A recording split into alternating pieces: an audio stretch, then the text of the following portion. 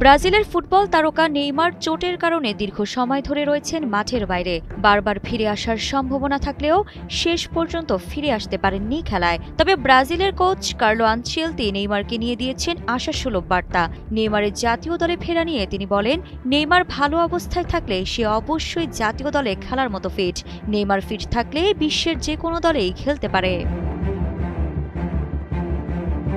2023 সালের অক্টোবরে সর্বশেষ ব্রাজিলের হয়ে খেলেছিলেন নেইমার। এরপর সান্তোসের হয়ে অনুশীলন করার সময় চোট পান তিনি। তখনই খবর ছড়িয়ে পড়ে দলে নাও ফিরতে পারে নেইমার। এমনকি বিশ্বকাপ বাছাই পর্বের চিলি ও বলিভিয়ার বিপক্ষে ব্রাজিলের হয়ে মাঠে নামতে পারেনি এই ফুটবল তারকা।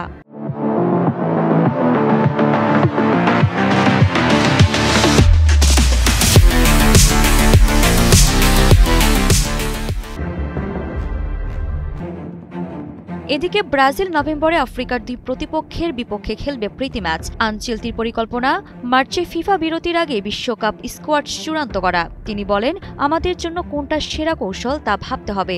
এখনই সময়। নভেম্বরে ফিফার বিরতির আগে আমরা বেশ কিছু বিষয় পরখ করে দেখতে পারি। মার্চে ফিফা বিরতিতে চূড়ান্ত হয়ে যেতে পারে কারা বিশ্বকাপে খেলবে।